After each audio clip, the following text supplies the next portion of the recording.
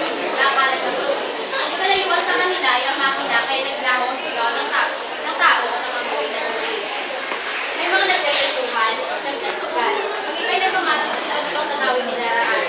Sa isang panig ng kumpiyesa ay may nagtutulog, may nagtatakang tulog, ang iba'y nanumilo, umudla at halos maligo sa pawis.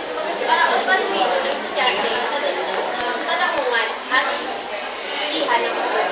Nasasaya sila sapagkat nalamig na ang bakasyon. Bait ang paksa ng kanilang usapan. Laro ay nag-uusap nito ang galaw.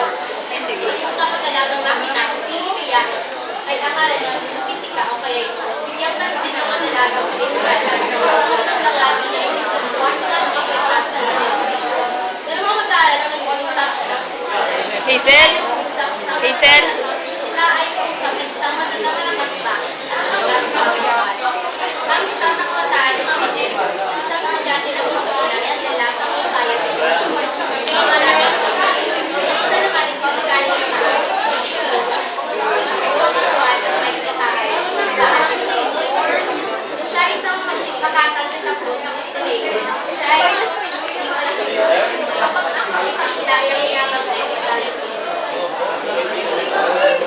Wala sa pagbabago, sumabot kami kanya. Ayaw ko na pagkakot kanina man. Ay nasayo umago sa kanya na tamang na rin ako sa San Diego marahil ay usama na yan siya ang isip ng akyalo.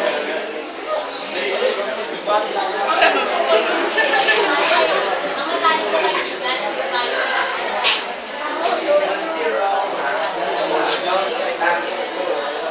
Salamat sa bagong manawalan ng gabi. Ngunit, balik tayo sa pinag-uusapan na sa sabi ko ay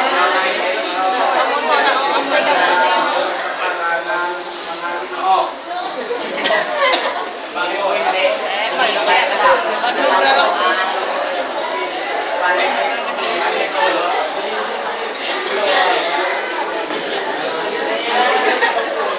Nakakuha na kayo ng kalsyon.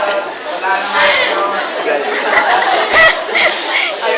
yung Ay kawan ako ka. Tulong na bawat nag-aaral.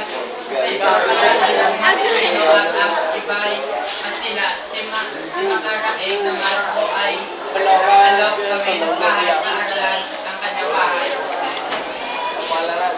kung sa bagay. Hindi masama ang Dito sa kagubatan.